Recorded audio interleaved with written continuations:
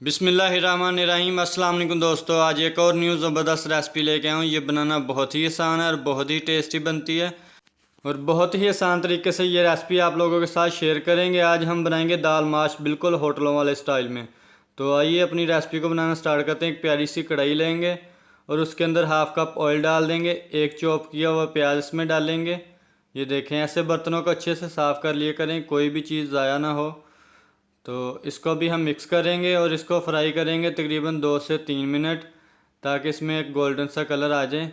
तो फिर हम इसमें ऐड करेंगे ये एक बड़ी इलायची और इसमें डालेंगे 2 से 3 पीस दालचीनी के। ये हमने इसलिए डाले हैं कि इसकी जो खुशबू होती है और फ्लेवर बहुत अच्छा आता है, इसलिए हमने दाल में भी इसको ऐड करना है, ये गोश्त में ज़रूरी नहीं है। तो ये 2 चम्मच इसमें डालेंगे अदरक लहसुन का पेस्ट है, इसको मिक्स कर लेंगे इसमें और इसकी भी बुनाई करेंगे तकरीबन 2 से 3 मिनट। और फिर हम इसमें ऐड करेंगे एक टमाटर है जिसकी मैंने पेस्ट बनाई हुई है, ये देखें, ये इसमें ऐड करेंगे और इसको मिक्स करेंगे और इनकी बुनाई करेंगे तकरीबन 2 से 3 मिनट।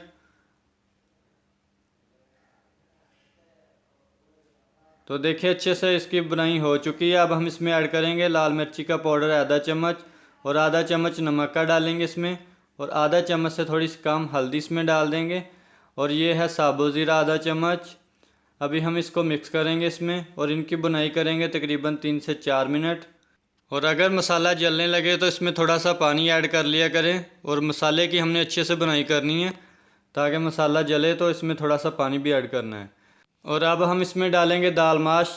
आधा किलो दाल माश है जिसको मैंने धो के अच्छे तरीके से 1 घंटा भिगो के रखा था। अब हम इसमें ये दाल ऐड कर देंगे और ये देखें, बॉल को हम अच्छे तरीके से साफ़ कर लेंगे, कोई भी चीज़ ज़ाया ना हो।